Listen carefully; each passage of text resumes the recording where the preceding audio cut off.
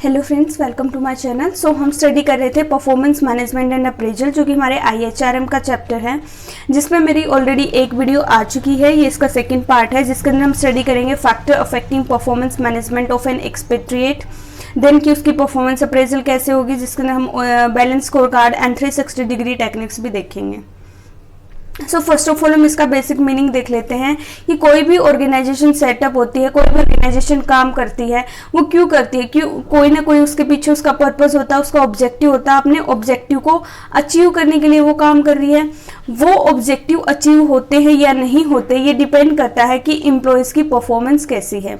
अगर हमारे एम्प्लॉयज़ की परफॉर्मेंस अच्छी होगी, ठीक है, तो हम अपने ऑब्जेक्टिव को ईजिली जो है अचीव कर सकते हैं। सो परफॉर्मेंस मैनेजमेंट किसी भी ऑर्गेनाइजेशन के लिए बहुत इंपॉर्टेंट पार्ट प्ले करता है कि जो हमारा ह्यूमन रिसोर्स है उनका ऑप्टिमम यूटिलाइजेशन हो, पॉसिबल हो कि हम अपने एम्प्लॉयज़ की परफॉर्मेंस को मैनेज कर सकें, कि उनको मॉनिटर करना, उनको डायरेक्ट करना, इवेलुएट करना उनकी परफॉर्मेंस को, ठीक है, उनको फिर वो चीज़ क्या उनको कम्युनिकेट भी करनी कि आपकी ऐसी परफॉर्मेंस है। देन उनको उनसे जो है फीडबैक भी लेना कि मतलब आपको कहाँ पे जो कमी आई जिसकी वजह से आपकी परफॉर्मेंस लो आई, ठीक है। तो ये सारी चीज़ें जो है इम्पोर्टेंट है किसी भी ऑर्गेनाइजेशन के लिए। सो देन है हमारा next topic factors affecting performance management of an expatriate. So कौन कौन से फैक्टर हैं जो किसी एक्सपेट्रिएट की परफॉर्मेंस को अफेक्ट करते हैं। सो सबसे पहले आपको पता होना चाहिए एक्सपेट्रिएट होते कौन है, यानी वो पर्सन, वो एम्प्लॉयज जो अपनी कंट्री, जो उनकी होम कंट्री है जहाँ के वो हैं। लाइक अगर हम इंडिया के हैं तो हम इंडिया में नहीं, कहीं बाहर कंट्री में जाके हम काम करें, हम USA में जाके काम करें, हम चाइना में जाके काम कर रहे हैं। सो जो अपनी कंट्री के अलावा किसी और कंट्री में जाकर काम करता है उसको हम क्या बोलते हैं, एक्सपेट्रिएट बोलते हैं। सो एक एक्सपेट्रिएट की परफॉर्मेंस को वेरियस फैक्टर अफेक्ट करते हैं जो कि डिफरेंट होते हैं। अगर जो एम्प्लॉयज होम कंट्री में काम कर रहा है, जो फैक्टर उसकी परफॉर्मेंस को अफेक्ट करते हैं। सो जो हमारा फैक्टर अफेक्ट करते हैं एक्सपेट्रिएट की परफॉर्मेंस को, वो कौन कौन से हैं, cultural adjustment, host environment, headquarter support, compensation package and task. अभी हम वन बाय वन डिटेल में डिस्कस करते हैं। सबसे पहले हमारा आता है हेडक्वार्टर सपोर्ट, यानी जो हमारा एम्प्लॉयज है उसको हेडक्वार्टर से कितना सपोर्ट मिलता है। हेडक्वार्टर से जो उसे सपोर्ट मिल रहा है, ठीक है, तो वो उसकी परफॉर्मेंस को अफेक्ट करेगा। मान लो हमने अपने जो है एम्प्लॉय को फॉरेन असाइनमेंट के लिए USA भेजा है, ठीक है, तो वो वहाँ जाएगा, वहाँ का कल्चर डिफरेंस है, ठीक है, वहाँ पे जो लैंग्वेज है वो डिफरेंट यूज़ की जाती है, वहाँ के जो रूल रेगुलेशन होंगे वो भी अलग होंगे, जो एम्प्लॉयज़ का, बाकी एम्प्लॉयज़ का वहाँ पे जो बिहेवियर होगा वो भी अलग होगा। तो बहुत सारे फैक्टर जो उसको अफेक्ट करेंगे। बट अगर जो हेडक्वार्टर उसको प्रॉपर जो है गाइडलाइंस देगा, ठीक है, उसको डायरेक्ट करेगा, तो वो अपनी परफॉर्मेंस को वहाँ पे भी जो है अच्छे से कर सकता है। वो मोटिवेट अगर उसको हम करेंगे तो वो अच्छे से परफॉर्म कर सकता है। उसको कुछ फैसिलिटीज़ जो है प्रोवाइड करवा सकते हैं, लाइक हमने उसको एक्स्ट्रा बोनस दे दिया। एक तरह से अगर उसकी फैमिली भी उसके साथ गई है तो उनकी कोई हेल्प कर दी ताकि वो वहाँ पे अच्छे से एडजस्ट हो पाए। अगर हेडक्वार्टर को लगता है कि उनकी कॉस्ट इंक्रीज हो रही है, अगर हम ऐसे जो एम्प्लॉयज़ को मॉनेटरी जो हेल्प कर रहे हैं तो उनकी नॉन मॉनेटरी फॉर्म में हेल्प कर दे, लाइक उनको मोटिवेट कर दे, उनको ऑर्गेनाइजेशन में इंपॉर्टेंस दे, कि उनको अच्छा फील हो कि वो भी अपनी ऑर्गेनाइजेशन का जो है एक इम्पोर्टेंट पार्ट है।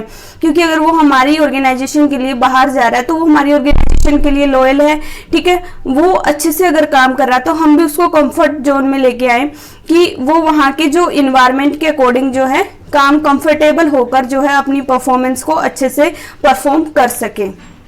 देन है हमारा host environment. Host environment like जैसे हमने पिछले में एग्जांपल लिया था कि ना वो USA गया, तो जहां जिस भी कंट्रीज में गया वो अपनी कंट्री को छोड़ के बाकी जिस भी कंट्री में जा रहा काम करने, वो हमारी क्या होगी, होस्ट कंट्री होगी। सो जो होस्ट कंट्री का एनवायरनमेंट होगा वो भी उसकी परफॉर्मेंस को अफेक्ट करेगा। होस्ट कंट्री यानी जहाँ पे वो काम कर रहा है वहाँ का एनवायरनमेंट उसे, लाइक वहाँ के जो लीगली रूल रेगुलेशन क्या है, लेबर के लिए अलग से लॉ होते हैं, पॉलिटिकल रूल रेगुलेशन, अगर वो उनके अकॉर्डिंग एडजस्ट कर पाएगा तो वो उसको स्ट्रेस नहीं होगा, वो अच्छे से अपनी जॉब को परफॉर्म कर पाएगा। बट अगर वहाँ के जो है वहाँ का एनवायरनमेंट देख के वो स्ट्रेस ले लेता है तो वो अपनी जॉब को अच्छे से परफॉर्म नहीं कर पाएगा। बट अगर उसे पहले ही सारी नॉलेज अगर हम दे देंगे, ठीक है, उसको सब कुछ पता होगा कि वहाँ ऐसे ऐसे होता है, अगर प्रॉपर उसको गाइडलाइंस मिली होगी तो उसको जो है एडजस्ट करने में जो है इतनी प्रॉब्लम्स नहीं आएंगी, उसकी परफॉर्मेंस अच्छी हो पाएगी। नेक्स्ट है हमारा compensation package and cultural adjustment. Compensation package में क्या है कि जो हमारा एक्सपेट्रिएट है, अगर उसको हम कोई ना कोई रिवॉर्ड देते हैं, कोई ना कोई फाइनेंशियल बेनिफिट देते हैं, उसको मोटिवेट करते हैं, उसको कंपनसेशन किसी भी मॉनेटरी फॉर्म में देते हैं, ठीक है, तो वो भी तो हमारी ऑर्गेनाइजेशन के लिए काम कर रहा है। अगर हम उसको रिटर्न में कुछ भी देंगे, चाहे फाइनेंशियली हो चाहे नॉन फाइनेंशियली हो, सैलरी, बोनस, मेडिकल फैसिलिटीज दे दी, ठीक है, तो वो इससे क्या होगा, वो इन चीज़ों से भी है मोटिवेट होगा और वो अच्छे से अपनी जॉब को परफॉर्म कर पाएगा। बट अगर उसको लगता है कि उसकी कंपनी उसके लिए कुछ कर ही नहीं रही है, ठीक है, तो इससे क्या होगा, वो डिमोटिवेट होगा और उस चीज से उसकी परफॉर्मेंस भी जो है अफेक्ट होगी। नेक्स्ट हमारा कल्चरल एडजस्टमेंट। इसके अंदर क्या है कि देखो, वो अपनी कंट्री, होम कंट्री से अगर वो किसी भी और कंट्री में जा रहा है तो उसके लिए वो क्या होगा, न्यू एनवायरनमेंट होगा, तो उस न्यू एनवायरनमेंट में एडजस्ट होने में उसको डिफिकल्टी आएंगी। अगर उसको दूसरी कंट्री के कल्चर, एनवायरनमेंट, लैंग्वेज, इन सब चीज़ों से जो अगर वो फैमिलियर होगा या फिर वो उसके अकॉर्डिंग खुद को एडजस्ट कर लेगा, तो इससे क्या होगा, उसकी परफॉर्मेंस अच्छी होगी, अदरवाइज नहीं होगी। एंड दूसरा यहाँ पे एक चीज़ और आती है कि अगर उसकी फैमिली, देखो उसकी फैमिली भी उसके साथ जा रही है, अगर उसकी फैमिली भी एडजस्ट नहीं हो पाती, उसकी वजह से भी उसको स्ट्रेस होगा कि जो है मेरी फैमिली, मतलब उसके जो भी बच्चे हैं या फिर वाइफ है, मदर है, अगर उनका भी वहाँ पे लाइक उनका मन नहीं लगा या फिर किसी भी तरह से उनको वहाँ पे प्रॉब्लम फेस करनी पड़ रही है, तो उसकी वजह से एम्प्लॉय को भी तो स्ट्रेस होगा कि भाई मेरी फैमिली है जो उनको प्रॉब्लम आ रही है ना, तो उस वजह से भी जो उसकी परफॉर्मेंस पे अफेक्ट पड़ेगा, वो स्ट्रेस लेगा एंड जिसकी वजह से वो अपनी परफॉर्मेंस को अच्छे से परफॉर्म नहीं कर पाएगा। नेक्स्ट हमारा आता है टास्क। सो इसके अंदर क्या है कि एक एम्प्लॉयज को उसकी स्किल्स, नॉलेज के अकॉर्डिंग काम दिया जाए कि वो कितना काम करने के कैपेबल है, कि ना तो ऐसा हो कि हम वो इतना अच्छा परफॉर्म नहीं कर सकता, हम उसके स्टैंडर्ड बहुत हाई रख दे, ना ये हो कि हम उसके स्टैंडर्ड लो रख दे जिसकी वजह से उसका जो है मोरल डाउन हो जाए, ठीक है। तो एक हमने क्या करना है, एम्प्लॉयज की स्किल्स, नॉलेज को देख के उसके अकॉर्डिंग हमने क्या करना है, उसको काम देना है, राइट। सो इससे क्या होगा कि वो अगर उसके अकॉर्डिंग काम दिया जाएगा तो वो अच्छा परफॉर्म कर पाएगा। कुछ एम्प्लॉयज ऐसे होते हैं जिनको चैलेंजेस वाली जॉब अच्छी लगती है, कि उनको मतलब ऐसा काम मिले जो थोड़ा सा रिस्की हो, थोड़ा चैलेंजिंग हो। किसी को ऐसा लगता है कि हमें ज़्यादा टफ काम नहीं मिलना चाहिए, तो उसके अकॉर्डिंग एम्प्लॉय को काम देना चाहिए, ये चीज़ भी उसकी परफॉर्मेंस पे जो है अफेक्ट डालेगी। सेकेंड ये है कि ये हमेशा जो है ट्रू नहीं होता, कुछ जो परफॉर्मेंस हमारी डिपेंड भी करती है कि जो हमारा एक्सपेट्रिएट है उसका एटीट्यूड कैसा है, कि वो जो काम कर रहा है वो सिर्फ पैसे कमाने के लिए कर रहा है या फिर वो काम दिल से कर रहा है, तो ये चीज़ भी जो है उसकी परफॉर्मेंस पे अफेक्ट डालेगी, राइट। सो ये थे हमारा टास्क। नेक्स्ट टॉपिक हमारा अप्रेजिंग द परफॉर्मेंस। सो जो हमारा इंटरनेशनल ह्यूमन रिसोर्स मैनेजर है, उनको 3 की एरियाज़ को असेस करके देन एक्सपेट्रिएट की परफॉर्मेंस को इवैल्यूएट करना चाहिए, डिसाइड करना चाहिए। तो वो 3 की इश्यूज़ क्या क्या है। फर्स्ट हमारा स्पेसिफाइंग परफॉर्मेंस क्राइटेरिया, मतलब किस बेस पे जो हम उसकी परफॉर्मेंस को इवैल्यूएट करें, हमारा जो बेस क्या है, राइट।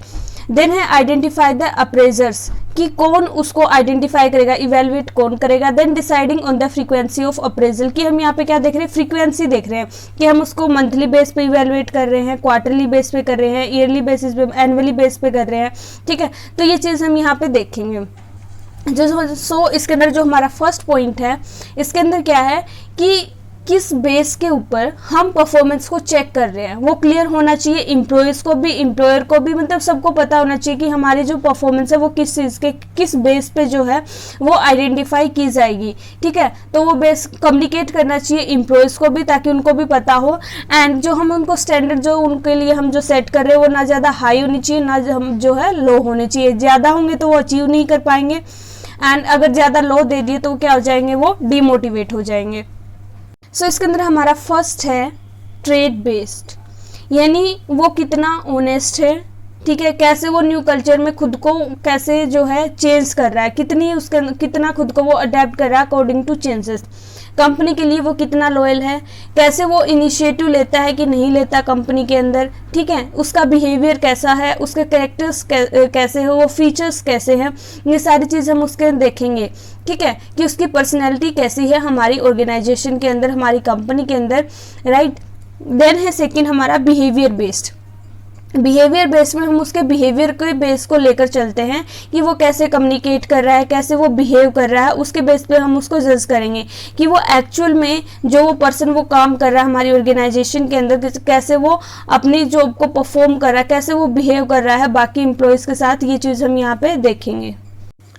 देन हमारा थर्ड है रिजल्ट बेस्ड। रिजल्ट बेस्ड में क्या है कि जो हमने उसको जो भी ऑब्जेक्टिव्स दिए थे, कि जो भी उसके लिए स्टैंडर्ड सेट किए थे, वो उसको कितना अचीव कर पा रहा है, उसकी परफॉर्मेंस कैसी है, कि उसको जो काम दिया था उससे क्या आउटकम निकल के आई, उसके बेस पे हम उसकी परफॉर्मेंस को इवेलुएट कर रहे हैं कि ऑर्गेनाइजेशन के ऑब्जेक्टिव अचीव करने में वो कितना कॉन्ट्रीब्यूट कर रहा है, राइट। जो ये थे इसके अंदर 3 पॉइंट।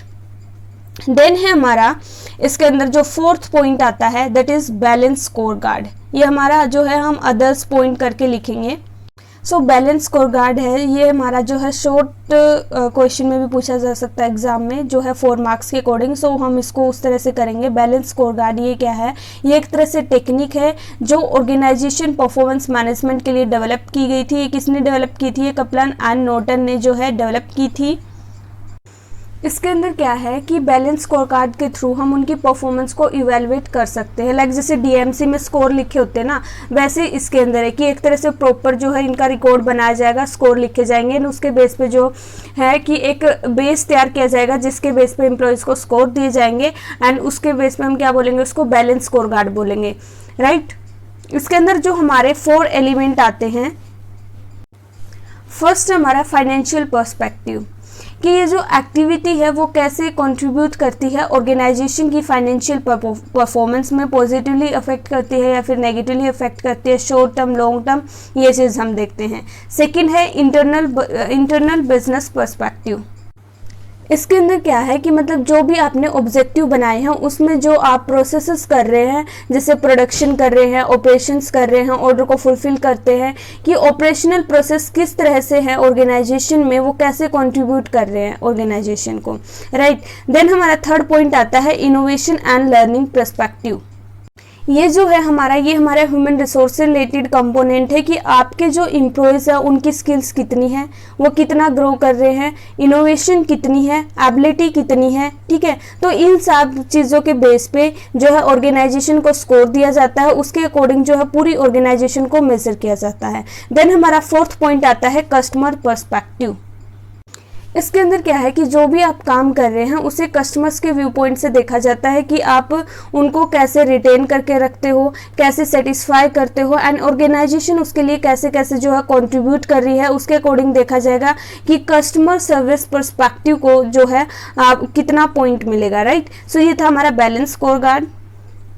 देन हमारा जो है 2nd पॉइंट था परफॉर्मेंस अप्रेजर्स, कि जो है जो भी परफॉर्मेंस को हम इवेलुएट कर रहे हैं, अभी तो हमने देखा कि किस बेस पे उसको इवेलुएट करेंगे, अब हम देखेंगे कि उसको करेगा कौन, एक्चुअल में जो है उस परफॉर्मेंस को चेक कौन करेगा।